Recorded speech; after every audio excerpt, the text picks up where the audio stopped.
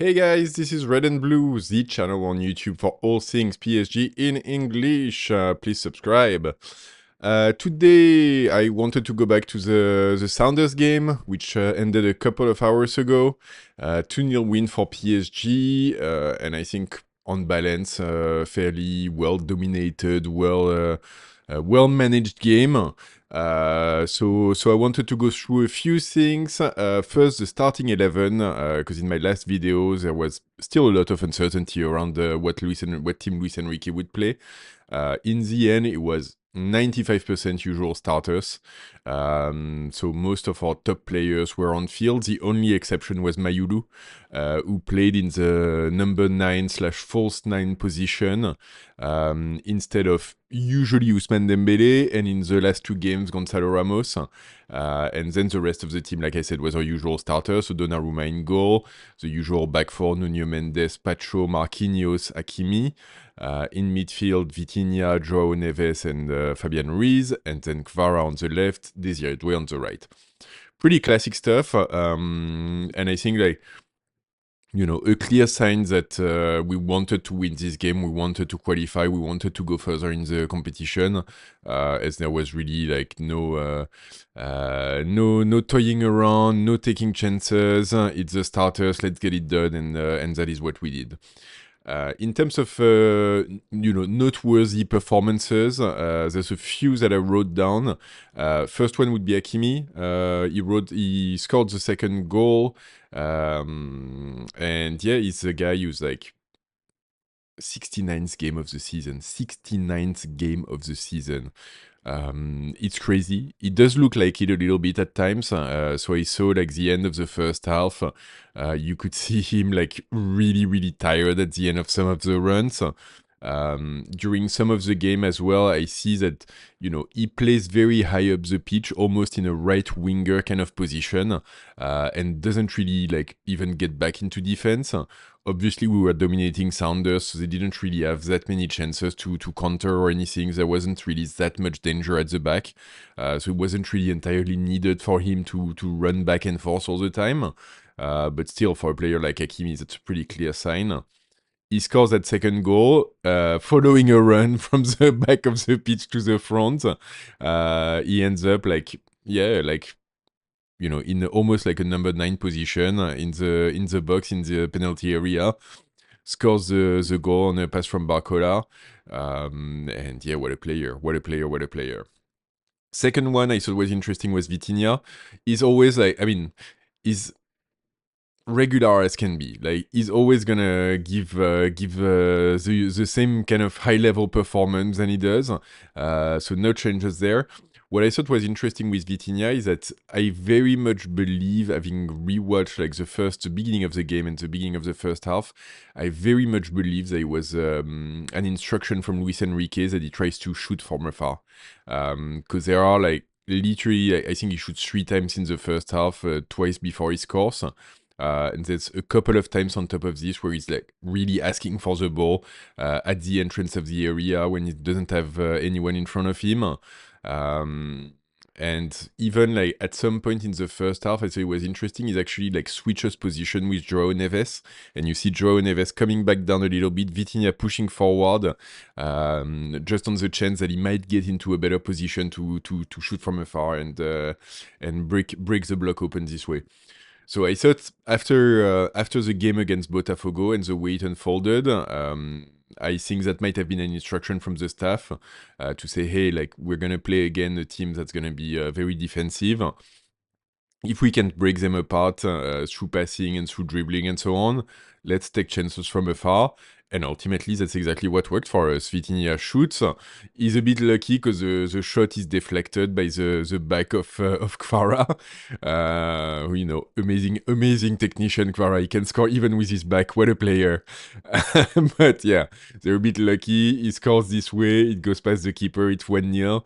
And that's kind of, what we needed to break open that game a little bit, because at that point, I think Sounders started the game very strong in the first like 5 minutes or so, but then after that we were in control, we were dominating, we were creating some chances. There's a couple of Doue shots and a couple of things which were interesting, but we weren't scoring, and so we really needed to get one in, just to get ahead on the score sheet and force the game to move in pace a little bit. So Vitinha did that. And it did the rest very well as usual. I mean, the passing and so on, the maestro in midfield. I'm not going to go back to that because it's, Vitinha. Next one I wrote was Doue. So Doue last game, I thought he was a little bit like trying too hard in places. I think on balance his game today was better, definitely better, more impactful.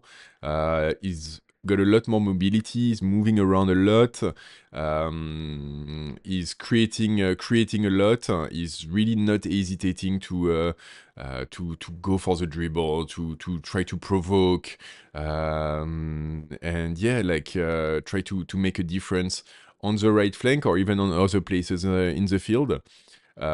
There's still sometimes where I feel like he could play a little bit simpler and a little bit faster and would probably be better off for it. So I guess that might be something for him to watch, because, obviously it's too early to tell at this point, but you don't want him to end up like having the same kind of evolution that Mbappe did at the time, where he came into PSG as this like very fresh, very exciting players, and progressively like as people started singing his praises and so on, became a more stilted, less decisive, less respectful of football, I guess, in a way, kind of player.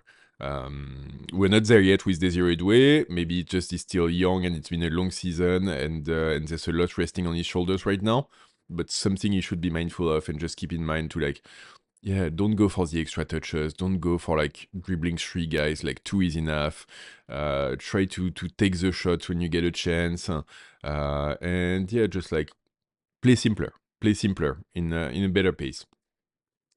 Cool. And then next one I wanted to mention as well, I thought was interesting and like typically a player that doesn't get a lot of love, Fabian Ruiz. So similar to Vitinha, I think there were instructions from the staff there. And I think compared to the game against Botafogo, it made a huge difference in his ability to project in the half space between their central defender and their right defender. And yeah, like a few times he projects into that space, either making a run past the defense and trying to get the ball behind the defense, or just sitting on their shoulder, constant threat of like, jumping at their backs. They've got to watch their what they're doing for offside. And it clearly helped give lines of passing and open up space for Kvara, then for Barcola, even for Mayulu could move a little bit more in the center. And I think that's something that Mayulu last game when he was playing in the same space as Ruiz did not do so much, and I think like that might have helped us back then to really like open up lines of passing and open up opportunities past the block of Botafogo. So I think it was interesting, and I think like Ruiz did it very well. He's not a very like it's funny because like he's not a very visible player on the pitch. When you watch the game, he doesn't jump to your eyes. He's not a guy who's gonna like dribble past three guys.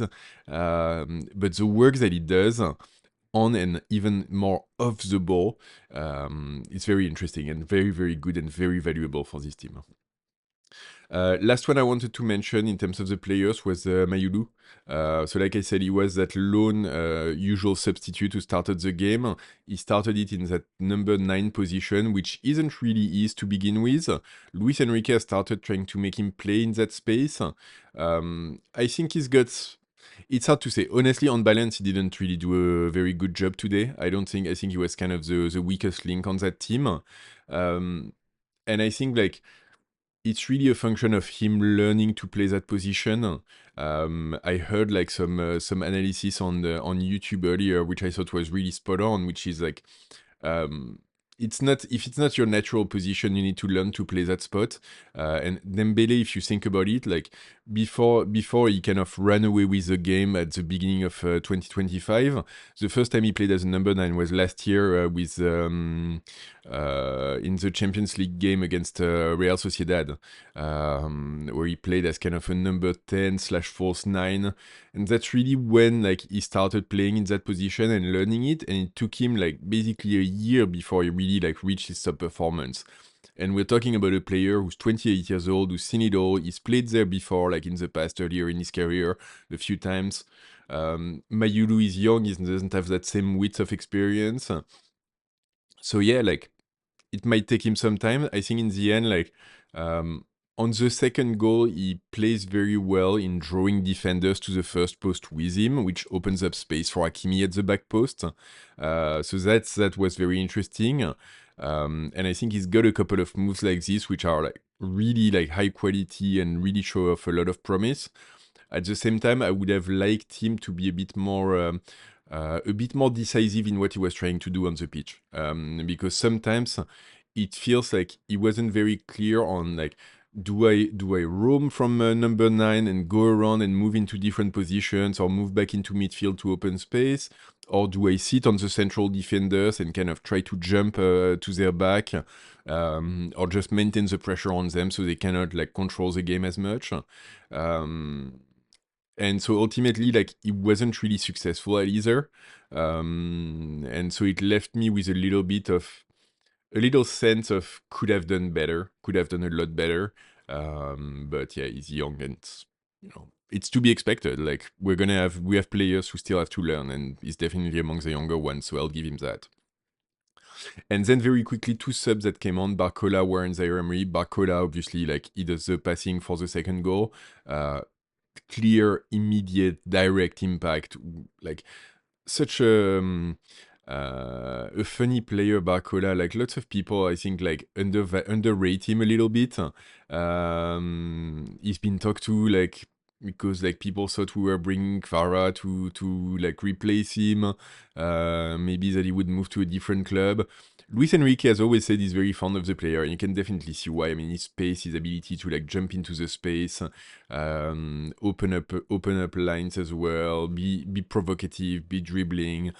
It's very very good, and I think like um, I had heard a lot of people say that some of his coaches do things that as he evolves into his career, he's a player that might evolve into a number 9 position, and he's got a sort of like Thierry Henry-esque, I guess, ability to do the runs, dribble, but also like finish. And we're talking about our second goal scorer this season, so he's a very proficient guy, and he can get even better, which is scary. And yeah, like it'd be interesting, like now Dembele has really like a lock on that number 9 position. It's not very hard to see why, but I think like it'd be interesting to see Barcola in that space a little bit more as he evolves and as time goes on. So we'll see. We'll see. Obviously, like I'm sure he hasn't escaped Luis Enrique's attention either. Then on the game,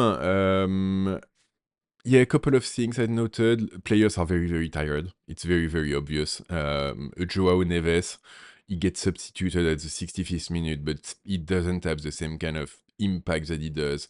He's still covering a lot of ground, I'll give him that. But man, it's been a long season. Hakimi, same thing I mentioned. Like, it's been a long, long season. Nuno Mendes was outstanding, but yeah, he's had like a little bit of a chance to rest, I guess. Kvara didn't look as impactful as he was in even in the last game against Botafogo. I thought he was the best player. I thought he was nearly the same level, but a little bit under today. So yeah, like there's tired legs. You can see it because we're having difficulties changing pace in the game. We're dominating, but we're not, putting on more and more pressure until they break. There's a point where like the ball just goes around and goes around and goes around, and like nothing really happens, which was kind of the case at the beginning of the season when our attackers weren't really like finding their stride. So there's also a part of Dembele is missing, and he's a big player, and we really need him, and it's very, very clear. But yeah, there's also an element of physicality in there. It was a bit better than Botafogo, so in terms of like more movement and mobility from the players, and more switching of positions, which for me is a big indicator as well, and something that's very disturbing to whoever we play against. Ultimately, though, like we definitely dominated the game. We were all in control. We came to get a win. We got a win. One goal in the first half, one goal in the second half. Was never really in doubt. I don't think like I said, Seattle started strong for 5 minutes, but like it was very clear that the game was ours. There was a point where it might have looked like we might have a hard time breaking them down and just scoring that goal.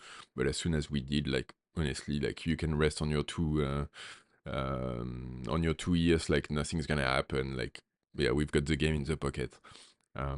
So yeah, that was good. Like ultimately, and you know, I was thinking a lot actually of like the French national team, because clubs we're not really used to playing in this kind of tournament with this kind of format. And national teams are a lot more used to it. And so I was thinking a lot of the French team when they go on to win the World Cup in 2018, or even the one in Qatar. There's always like, you know, there's always a backlash in the first few games that we're not playing very well, that the team isn't really like kicking on all cylinders, that we could be doing better. And ultimately, like when you go far into those competitions and you end up winning them, what you find is that like the teams need to be on a build up, and they need to do better and better as the tournament progresses, and it's a long tournament, so you don't want to be at your peak too early in the competition. Here I'm a bit worried that we're not building up as much as we should because we're so tired and the season has been so long. And I think like for me that's really my fear at this point in terms of us having the ability to really go deep and potentially win this competition. And at the same time, like I said, clubs are just not used to this format, and I think all of the European teams have been struggling in some manner. And so it's going to be interesting when we get to the knockout rounds. Game are real. Motivation all of a sudden will be there when right now, like maybe not as much. And yeah, it's just, you know, you can win the tournament in 4 games. So it's a short run as well. So we'll have to see, but I think it's interesting to see clubs playing in this format. And so then, like, what's next for PSG? We move on to Atlanta for the next games. We're gonna play against Inter Miami of Lionel Messi, our old buddy Messi, on Sunday. I think late afternoon French time, so probably like around midday US time. Um, yeah, like, what's gonna be? I was gonna say an interesting game, but honestly, like, I watched the game of Inter Miami against Palmeiras earlier today. Yes, that was not great. I'll be honest. Like for most of the game, it looked like Inter Miami was going to win and get into first place, and so PSG would play against Palmeiras. Um, and honestly, I was like, yeah, we can take that. You know, like they weren't really producing that much. They were like not really doing anything in attack. Like the number of fails in the attacking third was just shocking. Inter Miami was holding strong in defense. They scored 2 goals on, like, I'm not gonna say there are only 2 opportunities, but like really not that far from it. The second goal from Suarez actually, like, you know, kind of vintage Suarez a little bit. It looked nice. So they do still have, you know, that quality of player of Busquets in the midfield. Messi obviously still Messi, so if he gets on his left foot, he's got a little bit of space in front of him to see what's going on. Stuff can happen. Suarez can make a not so much a run at the defense because they don't really run anymore, but they can show like very brief flashes of brilliance, but at the same time, like playing against Palmeiras and really like not playing that much, like at the 75th minute the guys were cramping already and like falling down on the pitch like flies. I'm like, yeah, good luck playing against like Joao Neves and Vitinha and Hakimi and so on. I think it's gonna be a bit of a shock. We'll see. Obviously, like, you know, those guys are playing at home, they're in the middle of their season, and so on and so forth. But yeah, like once again, it should be a game that, like, all joking aside about like Messi versus PSG, like it should be a game that we're equipped to win and go on to the next stage. We've got 6 days to rest up and prepare for it. We're moving time zone again because we're moving from the West Coast to the East Coast. But hopefully it's enough time to really prepare, to get a bit of fitness back, to take in the time difference again. And yeah, it's an opponent that's, should be about like the same level, maybe marginally better than Sounders. But yeah, like it's not. We're not playing Real Madrid next week, guys. So hopefully we can make it through, and then after that, quarter, semi-final. Who knows what can happen? We'll keep it up. All right, that's it for me, guys. Thanks so much for watching. If you made it all the way, congratulations, you're a warrior. I appreciate it so much. I was a bit chatty on this one. Please like the video. Really helps. Please subscribe to the channel if you're not subscribed. I'm trying to put out videos every day around PSG and what's in the news and what are the things. So yeah, please follow the channel, hit the bell if you subscribe. Leave a comment as well what you thought on the game and how you think the meetup, the return of Messi on PSG is gonna happen, and what you think how it's gonna play out. All right, thanks so much for watching, and ici c'est Paris.